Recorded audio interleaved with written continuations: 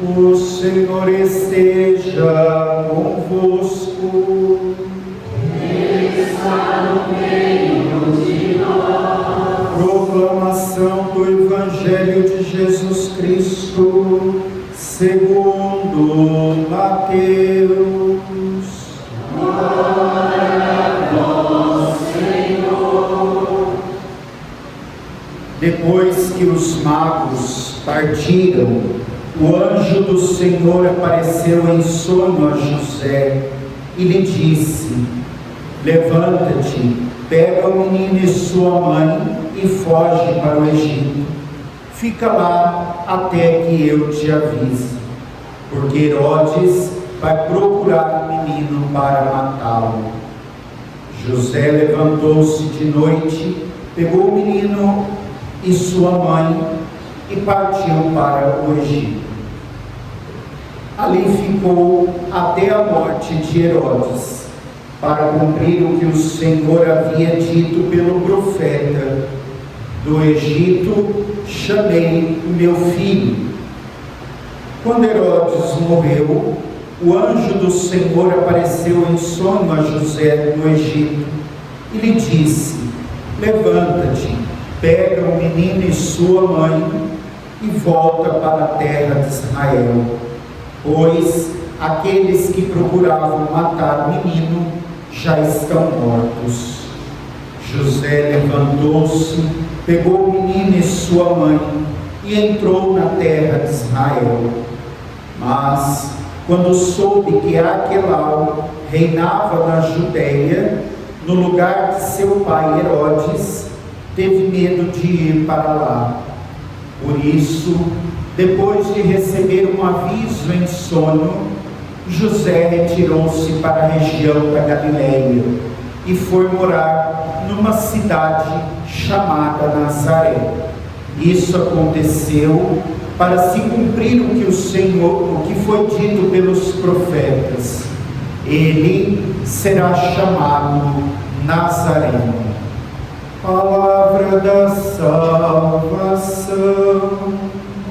Glória a vós, Senhor.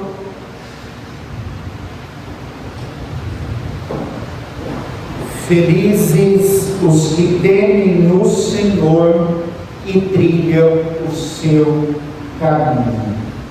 Meus amados irmãos e irmãs no Senhor, celebramos hoje com grande alegria, com toda a igreja, a solenidade, a festa da Sagrada Família, Jesus, Maria e José. Ao olhar para esta Santa Família, nós procuramos configurar a vida da nossa família a esta família, que viveu a vontade, o desejo de Deus na sua vida. E para que a nossa família seja um exemplo à luz da Sagrada Família de Nazaré, nós precisamos olhar para cada personagem que faz parte dessa família, para cada membro que faz parte dessa família, para que assim cada membro da nossa família cumpra a sua vocação, o seu projeto, do qual foi chamado pelo Senhor. E nesta reflexão, olhando para cada membro da Sagrada Família, nós vamos olhar também para a nossa família e assim nos colocar à semelhança de cada membro desta família. Olhemos para a figura de José, São José. O Evangelho que nós ouvimos hoje, ele aparece como personagem principal.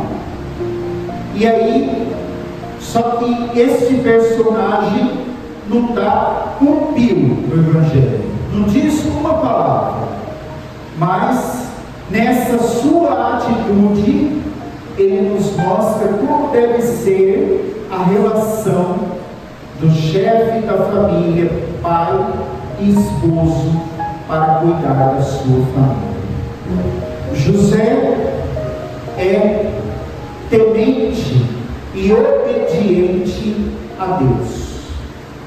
Em 3 momentos, ele escuta a voz do anjo para que faça alguma coisa por sua família, para que sua família esteja protegida. E ele faz, ele obedece. Isso por quê? Porque José é temente ao Senhor. Temer a Deus não significa ter medo de Deus, mas sim ter um santo respeito ao Senhor. E aí, o temor vai nos levar a viver a obediência àquilo que Deus fala para nós por meio dos sinais dos tempos. E José, vivendo essa atitude, mostra que a missão do chefe de família, esposo, pai, é cuidar, proteger a sua família, fazendo com que a sua atitude de obediente à voz de Deus leve a sua família a percorrer os caminhos de Deus. Portanto, quem é pai, esposo, chefe de uma família, precisa olhar para São José e ser imitador dele no cuidado na vida da sua família. A missão de esposo, marido, pai, não é só prover o sustento, prover os alimentos, trabalhar para que tenham o que comer em casa. Mas o chefe da família e pai é aquele que, escutando a voz de Deus, leva a sua família para Deus. O saudoso Padre Léo, em uma de suas pregações, diz que o marido é a locomotiva da família para o céu. Ou seja, é missão do pai, do chefe da família, do esposo, levar a sua família para Deus. Dentro de casa, o homem que tem que tomar a iniciativa e dizer: vamos se arrumar para a igreja, está na hora da gente ir na missa, está na hora da gente participar. E levar a sua família a ter um encontro com Deus. Porque, além de prover o sustento, é aquele que caminha com a família para a salvação. Porque o homem dentro de uma casa, dentro de uma família, é o líder, é o chefe. E o líder, o chefe, tem a qual função? Conduzir, estar à frente para que chegue a algum lugar. Só que tristemente nós estamos vendo uma inversão de valores. Os homens estão se afastando de Deus, estão vivendo uma vida sem Deus. Quando nós olhamos para as nossas assembleias celebrativas, o que mais nós vemos é mulheres, e mulheres viúvas de marido vivo. Ou seja, marido está em casa lá, ou jogado no sofá, ou no boteco, ou sei lá fazendo o quê, mas não está levando para Deus. Ou seja, as nossas assembleias, as mulheres são viúvas de marido vivo. E aí nós percebemos que os homens hoje não estão sendo tementes a Deus, ou seja, respeitando a Deus, escutando a voz de Deus, obedecendo a voz de Deus na sua casa, na sua família. Pergunto: como que quer que a família dê certo numa situação dessa? Como que quer que a família seja feliz numa situação dessa? É impossível, porque sem Deus toda a família está fadada ao fracasso, à ruína. E se o homem não tomar a liderança e encabeçar essa situação, ele só vai ser um provedor, mas nunca será um colaborador da salvação. Por isso que o pai, o chefe, o marido é esse líder que conduz a sua esposa e os seus filhos para Deus, para o caminho da salvação, porque ele se preocupa que todos estejam no caminho de Deus. O salmo que nós meditamos e rezamos hoje segue dizendo assim: a tua esposa é uma videira bem fecunda no coração da tua casa. Mulher, qual é a missão da mulher dentro da família? Aquecer o lar com ternura e adornar o lar com a sua graça. Mulher, se você que é a portadora do amor, da ternura, da graça, ser um iceberg dentro da tua casa, uma pedra de gelo, você não está cumprindo o seu papel de esposa e de mãe. A mulher precisa olhar para a bem-aventurada Virgem Maria e falar: eu como esposa, mãe, preciso ser igual a ela. Preciso dar carinho, amor, educação, preparar os meus filhos para a vida, para viver a vida, acompanhar a caminhada dos meus filhos. Essa é a realidade em que nós percebemos que muita mulher não está vivendo. A mulher não manifesta o seu amor, não manifesta o seu carinho, não dando carinho ao esposo, aos filhos. Ou seja, o lar já não tem mais ternura, o lar já não tem mais graça de Deus, porque não estão vivendo aquilo que é a missão. E é claro que hoje, com o empoderamento feminino, as mulheres se tornando super poderosas, e não está errado isso, não estou dizendo que está errado aqui, pelo contrário, as mulheres têm que também mostrar a sua força, mas não pode esquecer que em casa, a mulher, mesmo que trabalhe fora, porque precisamos trabalhar fora, porque a renda só no marido não dá, concordo, mas não pode esquecer a sua missão de levar o amor, de levar a ternura, de dar ali todo o carinho, o cuidado dos filhos, ser a presença na vida dos filhos.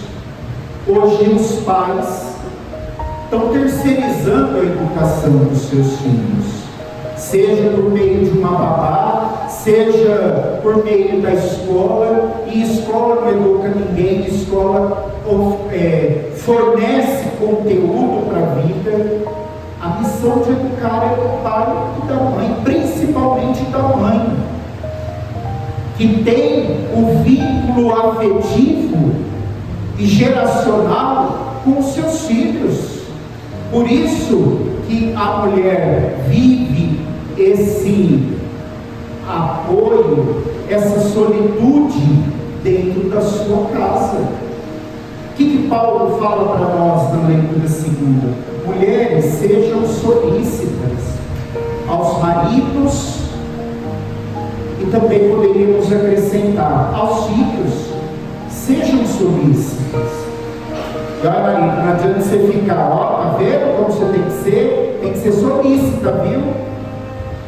Mas olha o que Paulo continua dizendo: e você, marido, não seja grosseiro com a tua esposa, parece um cavalo das almas, dá coice na esposa, xinga, trata mal. Ou seja, o casamento de mão dupla, aonde existe o dar e receber carinho, aonde existe a comunhão em ambos os lados. Não é só uma parte. A mulher, como geradora da vida, como fonte de amor, é claro que é da mulher que vai emanar a docilidade, o amor, o carinho, a paciência, porque isso é próprio do feminino. Mas o marido não pode ficar longe disso. O marido também tem a possibilidade de ser fonte de amor, fonte de bênção, fonte de carinho dentro da sua casa, e não um cavalo das almas, não alguém que vive dando coisas, não alguém que não demonstra afeto, atenção dentro da sua casa. Por isso que o marido olha para São José e imita as atitudes de São José. A mulher, a esposa, olha para Maria e imita as virtudes, as atitudes de Maria. E agora vamos para os filhos. O salmo que nós meditamos hoje diz: os filhos são rebentos de oliveira ao redor da tua mesa. A oliveira é a que produz o azeite, o óleo. Óleo significa unção. Unção significa a força de Deus. Portanto, filhos, vocês dentro de casa precisam ser esta força de Deus. E aí, pais, eu sei que hoje há um conflito de geração muito grande, porque há uma evolução geracional muito rápida e há conflitos de ideias. Mas é preciso que os pais saibam compreender os seus filhos e filhos saibam compreender os seus pais. Dentro da casa do pai e da mãe, quem manda é o pai e a mãe, não é você, filho. Por isso que você tem que ouvir, obedecer a voz dos seus pais. Quando eu atendo confissão dos nossos adolescentes, jovens, e eles dizem assim para mim: padre, briguei com meu pai e com a minha mãe. Claro que brigar com o pai e a mãe é pecado, mas muito mais do que pecado é falta de educação. E o que está acontecendo hoje é um bando de filhos sem educação, que briga com o pai e a mãe. Aí eu pergunto para esses filhos, quando acusam tal pecado: você trabalha? Não trabalho. Quem te dá a roupa que você veste? Meu pai e minha mãe. Quem te dá comida? Meu pai e minha mãe. Quem te dá um teto para você morar? Meu pai e minha mãe. Portanto, eu digo assim: cala sua boquinha e obedeça ao seu pai e à sua mãe. Porque até o momento que você está dentro da casa dos seus pais, você tem que fazer aquilo que seus pais pedem. Vai lavar a louça, vai arrumar a casa, vai fazer isso. É o mínimo que pode fazer em troca de casa, comida e roupa lavada. É o mínimo que pode fazer. Não ficar, com perdão da expressão que eu vou usar, com um bundão gordo no sofá, mexendo no celular e não ajudar os pais. Tem muito filho que vive como se vivesse num hotel 5 estrelas. O pai e a mãe têm que fazer tudo. E aí, pai e mãe, pelo amor de Deus, vocês erram demais dando tudo aquilo que seus filhos querem. Ai, pai, ai, mãe, eu quero um iPhone 17. Corre lá e compra o iPhone 17. Ai, pai, mãe, eu vou fazer 18 anos, eu quero um carro. Os bobos vai lá e financia em 50 prestação e compra um carro. Eles precisam batalhar, eles precisam aprender a dar valor nas coisas. Hoje, os pais são, a grande maioria, estudados, e uns são até mestres, doutores, formados nas faculdades, só que não sabem educar seus filhos. Nós fomos educados por homens e mulheres que não estudaram ou não concluíram os seus estudos, e educaram homens e mulheres de caráter. Hoje, os pais estão educando filhos frágeis, porque fazem aquilo que eles querem. O filho, a filha é um rei, uma rainha dentro de casa, e o pai e a mãe simplesmente: sim, eu amo, Senhor, eu faço aquilo que vocês querem. Por isso que a família está fracassada, está dando tudo errado, por causa da educação errada dos pais, que hoje são estudados e que têm muito conteúdo, não educam certo seus filhos, não fazem o certo para os seus filhos. Por isso você, filho, tem que olhar para Jesus e ser semelhante a Jesus, ter as mesmas atitudes, os mesmos sentimentos, fazer as mesmas coisas que Jesus fez. E como fruto de uma família de sucesso, repito o refrão do Salmo: felizes os que temem no Senhor e trilham o seu caminho. Quem encontrar o caminho da felicidade, tenha temor a Deus e trilhe o caminho de Deus, marido, esposa e filhos, para que isso dê certo, para que isso realmente demonstre a vontade de Deus dentro da casa, dentro do lar, da família. A família está passando crise hoje, não existe família perfeita, não é porque eu estou falando aqui que o que eu estou falando vai fazer uma família perfeita, não. Principalmente nos dias atuais, o que mais nós temos é dificuldades familiares, divórcios, dificuldade e problemas na definição sexual afetiva dos filhos, que não sabem o que são e o que querem ser nessa vida, briga por causa de herança, problema familiar e financeiro, familiar que não se conversa entre si, ou seja, há problemas. Não existe família perfeita. A única família perfeita é Jesus, Maria e José, e ainda assim eles passaram por problemas.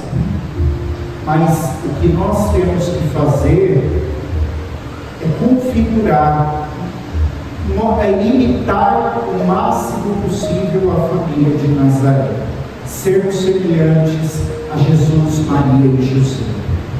Assim nós vamos encontrar felicidade, assim nós vamos encontrar uma família de Deus, uma verdadeira igreja doméstica. Teria muito mais coisa para falar, mas senão ela vai ficar até tarde aqui, e o calor está demais. Então, termino essa nossa reflexão dizendo isso: olha para Jesus, Maria e José, a Sagrada Família de Nazaré, e olha para a sua família e diga: minha família quer e precisa ser igual à família de Nazaré. E todos os dias da vida de vocês, lutem para isso. Família é linda, é projeto de Deus, é a coisa mais importante que existe. E é tão bonita e tão importante que Deus quis ter uma. Por isso que nós nos esforçamos para viver a nossa família no caminho da santidade.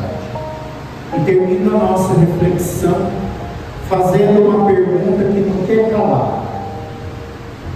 Filho, você que tem 18 anos ou mais, o que você está esperando para ir embora da casa dos teus pais e dar um tempo na tua vida? O que você está esperando? Pense nisso e procure.